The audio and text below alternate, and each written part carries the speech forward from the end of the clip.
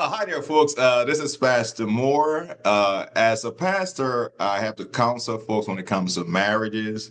And I came across this decent book here, Naked Without Shame. I was able to pull our author in to talk through this book.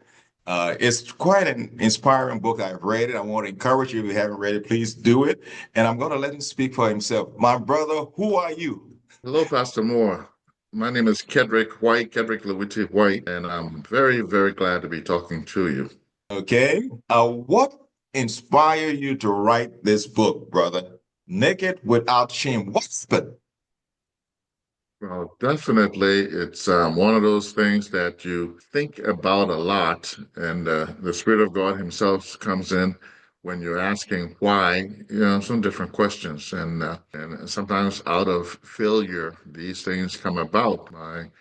My first marriage, I found myself actually in a terrible situation where it didn't work out after many, many, many years. And then you start to wonder why. And it was going through this process of wondering why and asking God and doing an introspective look that I got this revelation about what God meant when he began to talk about they were both naked and they were not ashamed, and that's from the Genesis chapter 2. here? I see you also quoted Genesis 2:18, and you say it is not good, as I'm just quoting the script, what you read, what you have in your book. It is not good for man to be alone. I will make him a helper suitable for him. Yes, that was a very, very interesting phrase, and then I began to think deeply, not only about the fact that God was going to do a work Okay. for this man that He had created, but the key word there for me was suitable, because you begin to wonder, well, wait a minute, why are marriages failing? Why? And then, you know, you look at what the Lord had said, and then you realize that, wow, this is, if you follow exactly what the Lord is saying, and these things do happen because of who we are, but there is also a plan for return, a plan for redemption, a plan for grace. Okay. And it was out of that that I began to look at this naked without shame meant. And it's just a personal joining Okay. with respect to how we go through life and in marriages. Sometimes there are mistakes, but just looking at what happened in Genesis, looking at Adam and Eve in the garden, looking at what they went through, their experiences, we can glean a lot from that. And that's what is presented in this book, Naked Without Shame. Now you mentioned suitable. When you hear that word suitable, what comes to mind? Well, um, again, that's a very, very good question because the issue about suitability deals with whether the person is right for you and not. Um, and I deal with this issue a lot more in my second book, which is coming out very quickly. But the point of this particular book that we're talking about, Naked Without Shame, is to actually talk about how God dealt with this whole issue of the man and the woman he had created, and how they fell from grace, and how redemption came about, which is still available to us, and is the fact that it's still available for us, not just in our relationship with God, but in our relationship with our spouse. So, looking at suitable, there are many, many necessary ingredients that has to be in place. And too many times we do things that are wrong. Um, we put other desires before what needs to happen. We we we look at things lightly, but the important thing is, if we follow God's plan, there is redemption, there is life, there is a way out, there's a way that God is trying to suggest. You can be naked, and you can have no shame in the midst of that. nakedness and shame, because that's what that's the title of your book. When you look at, so someone out there say, well, what does it mean? How am I naked and how am I not ashamed? Why shouldn't I be ashamed? And that actually becomes the crest of this whole matter. Okay. If when that was discussed in Genesis, it was extremely foreign. It was like, wait a minute, what are you talking about? It doesn't even make sense to our naked ear. Okay. Um, when you're naked, and that is what is being discussed in the book, there are all kinds of implications. Um, and not being ashamed of that state of being in relationship to your partner, your spouse, it makes a whole lot of difference. Yeah. I'm just look at some of your quotation you have here. You said the simple underlying principle regarding the essence of a genuine relationship involves a form of self-sacrifice to please God. That's from your book. Yes. So if you if you look at specifically the things that we were created for or Okay. created to do, God gave us desire. That desire is actually to confirm our need, our love, our want, our desire for God. He put in us something that when we please Him, we're more fulfilled. When we please ourselves, we go astray, and all things fall apart as a result of that. Julia, what are some pointers you can give to those who are struggling or facing challenges right now? Well, I tell you, definitely pick up the book. Very important, pick up the book. But if you begin to understand how man was banished from the Garden of Okay. Eden, that means there was a separation between God and man. If you look at the similarities between that separation and what happens as a result of the same separation with man and wife, you begin to see how grace, even in the midst of the difficulty, can be applied. That's exactly what God did when when Adam and Eve actually fell and they sinned, when they fell from grace and they sinned and they went and partook of the apple, um, as in what the story is relating to in Genesis. When God came in, because of their sin, they realized that they were naked. Before then, they did not realize, just didn't know. Nakedness brought shame. The realization of nakedness brought shame. And they began to cover themselves with fig leaves, which means they were trying to give themselves grace. Grace cannot be self-given. Grace is something that you can give to someone else. You cannot apply it to yourself. So God introduced grace to show that even in the midst of wrongdoing, I still love you.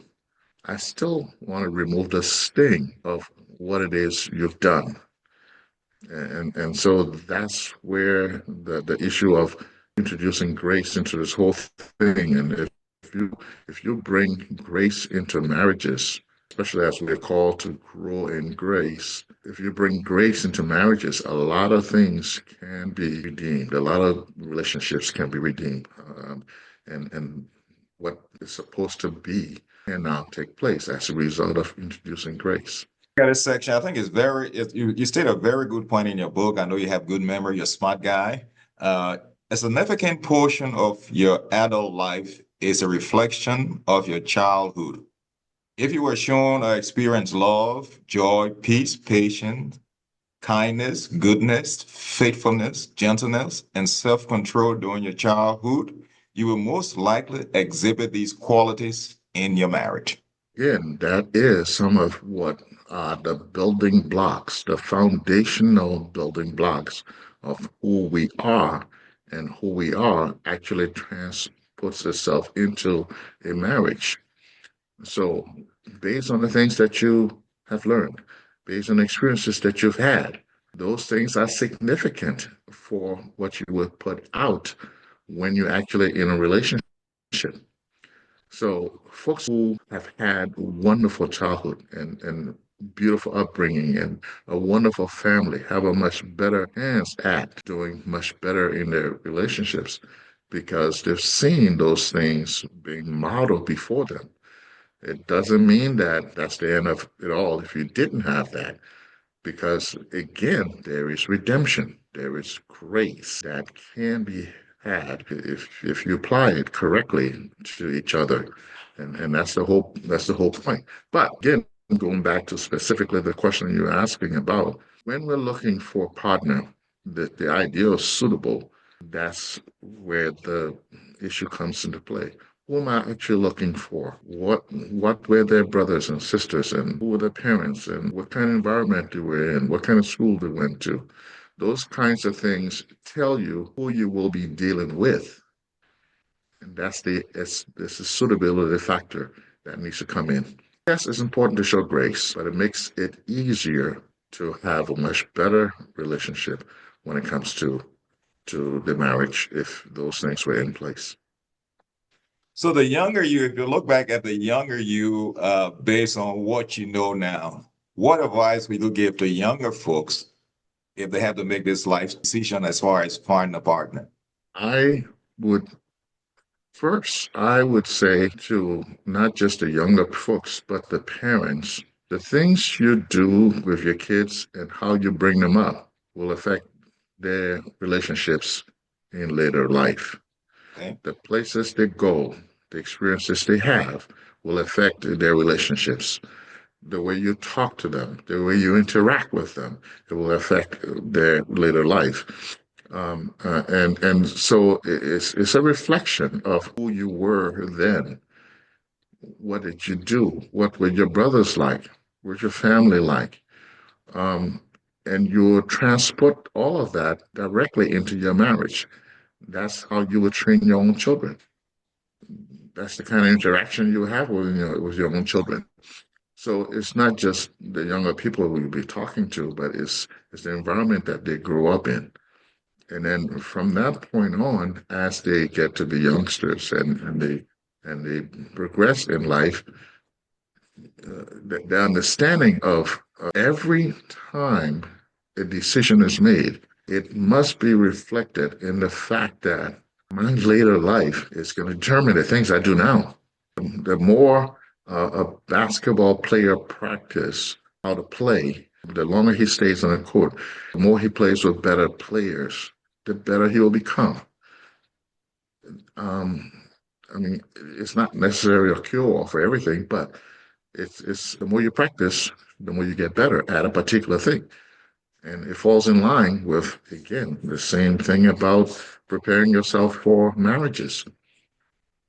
The more you learn the scriptures and those things that deal with interpersonal relationships, it will affect your marriage, who you become. So we shouldn't be taking lightly who we are as we're growing up. We shouldn't be taking lightly the people that we hang around as we're growing up. We shouldn't be taking lightly the friends that we keep, the type of people that we interact with. Those things are very important because they will affect my relationships growing up, as I get into them, and definitely my marriage. And it becomes a continuum because your children are now going to be learning from you. One of the things growing up, I don't recall my parents being very affectionate. So what I learned, I probably learned from my buddies, and it was not the right, it's not the right information. And so parents do have responsibilities. And I think nowadays, you mentioned, how do we as parents demonstrate that so the next generation can see something different? What's your thought on that? That's a tough one. That's a real tough one. Because, sometimes if you follow all of the T's and crossing all the T's and dotting all the I's, you would think that everything is going to go well. Well, the probability is just much better that things will go well.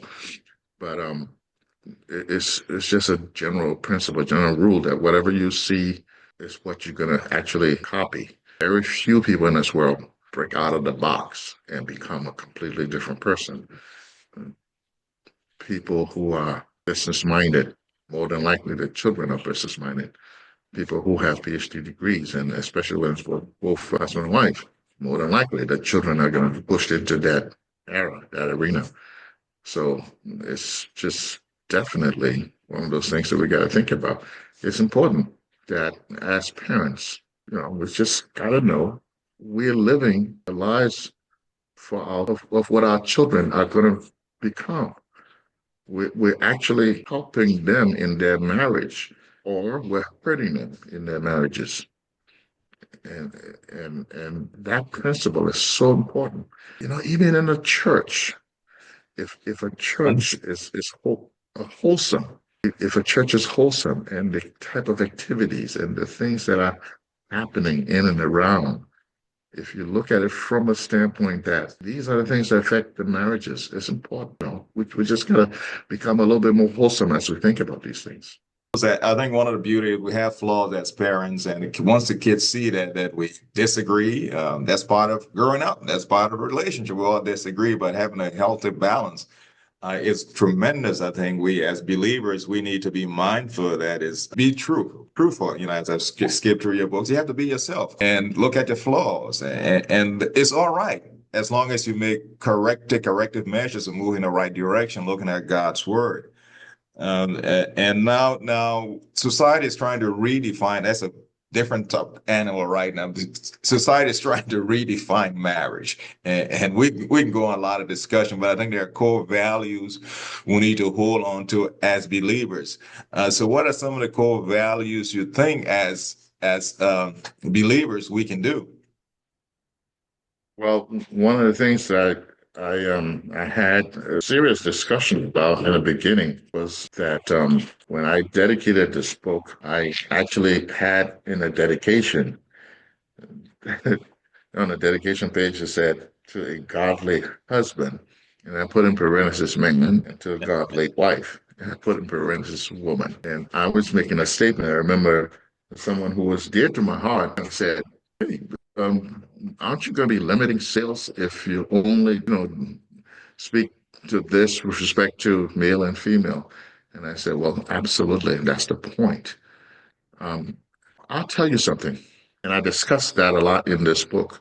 God gave us desire so that a desire can be towards or for Him. Just because you have a desire doesn't necessarily mean carrying that desire out is the right thing to do. So I can have a desire for smoking. It doesn't necessarily mean that smoking is the right thing to do. I can have a desire for whatever else in life. So, in the same way, I can have a desire for a similar sex type situation or relationship. Doesn't mean that carrying that desire out is the right thing to do. Okay, so if you take that very thought and further it along, you begin to see that the stronger the desire is for a particular thing, especially if it's wrong, the stronger your desire for God is going to be proven if you go towards God. And that's the whole point. So you can't just say, well, I have a desire for this. And so that is a cure all for moving in a direction. No. And I can actually prove that in scripture and what that was all about in terms of that specific thing. It's very unique, very important. Desire is so that I can prove my desire for God over and above whatever my desire is. You spent a lot of time in this book, and maybe when I grow up one of these days, I might become a writer. But for now, since I have you, I may as well discuss this because when you see statistics and it comes to those who are not believers and those who are believers, the marriage, the divorce rate is extremely, I think, pretty much level out the same way. Am I right? Yes, in fact, it's way a little bit more in terms of divorces all across the world. Very interesting to statistics when it comes to that, because the societies where divorces are less, mostly authoritarian societies or societies that necessarily that's unequaled and things like that, because the affordability factor enables divorce. And in societies where the affordability factor is less, divorces don't happen as often. But when you move into mostly Western societies, and the affordability factor becomes an issue, believe me, there's going to be a whole lot more divorces. So there's some places where it's 60, 70%, whereas in places where the affordability factor is lower, it's a whole lot less. The problem is that where the affordability factor is less, there's a little bit more or a lot more abuse. So there needs to be that balancing act, no matter which way you go, to do it God's way. Okay. So I think one of the things is what are some key points? We have about a few more minutes left, about 6 minutes or so left. Well, what are the points that you want to leave to resonate with individuals who are listening to you? Because if I'm facing a problem right now, you can talk all you want to talk, but what are some practical steps that folks can take that will help them in their current relationship or the problems they're facing? Well, I tell you, um, some of the things that I discuss in this book is the fact that understanding what are the foundational building blocks specific to your life, what they are. Um, those things make a difference in terms of who you've married and what it's all about. But despite all of that, I have something here that says it's important for people to understand that even in difficulties, they must have a godly response. But the godly response will be based on your knowledge of what pleases God. So if you learn what would actually please God, then makes a whole lot of difference in terms of how you go about the different problems that you face, because the problems are definitely going to be there. Now remember, again, we'll go back to the desire. If my desire is to please God, if my desire is for God, towards God, then what pleases God is going to be paramount in my mind. Too many times when we have difficulties in marriages, we block out the God aspect of what pleases Him and we revert to what pleases us. And we have this idea sometimes of thinking nothing else in this world matters. It's really, I got to protect myself. I got to do this. And we give all these big, grandiose excuses and stuff like that. But at the core of it all is what is going to please God. My response ought to be towards that end. But yeah, there are a lot of other things. Marriage support. Um, did I look at the red flags in the beginning? Did I take the right steps during the times that it was supposed to be taken? Did I let this go too far? All those different things. And those are the things that people need to be looking at. But grace is important. It's not the end of the world. I wanted for my response to be what pleases God more than anything else. And the rest, let God do His work in me. Yeah, now you say that, and my mind begins to race in different directions. And the Bible is all about love. And when this lawyer goes up and said, "What's the greatest command?" and he said, "Love God and love your neighbor as yourself." And I think sometimes we forget love is an action word. We expect something in return, but when we love someone, we're doing it because we care for that person. And I remember when I first met my sweetheart, opened the door for her, and we're kidding around. And they said, "You don't open the door for me." I said, "We have remote control nowadays." A good one. See, when I That's a hit good it, the door open, you get in that side. But now I think on a more serious note is one of the challenges is communication. one. That express how I feel. If you hurt my feeling, don't withhold that. But let me know. Talk about a little about about communication. Let's. We got 2 more minutes. I'm watching the time. Communication. What are some steps we can take to help us? You see, I try not to get into a lot of here's what you do, here's what you do, here's what you do, as opposed to here's what you don't do. Okay. But the only way you understand what you don't do is if you understand a little bit more of what communication or anything else entails. Okay. Number one, simply put, communication is like taking a ball and throwing it, and another person is supposed to catch it. And then what do they do with it? They throw it back. They throw it back angrily. They throw it back, they hide it. They throw it away. But in order for us to play that ball or communicate, we have to throw and, keep going. So Sometimes I throw the ball really smooth and nice. Sometimes they throw the ball back smooth and nice. That's what communication is. Communication is interacting with the next person in a way that I would prefer to be done, reciprocate, the same thing, reciprocated. So how we do it, or more, I like to put it this way: how we don't do it, how we shouldn't do it, is those things that would cause some derailment, some escalation. And I bet most people don't understand the things that cause derailment at the time when they are doing it. That's a major problem. We have So a minute left, and I just want to tell everyone thanks for hanging out with us today. We have a lot more to discuss, Brother White. We need to have this conversation again. You can close with something, and then we move on from there. God bless. Come on, Brother Deacon, Honorable Minister White. I just want to thank you so much for highlighting my book, Make It Without Shame. And it's on all the different platforms, out there.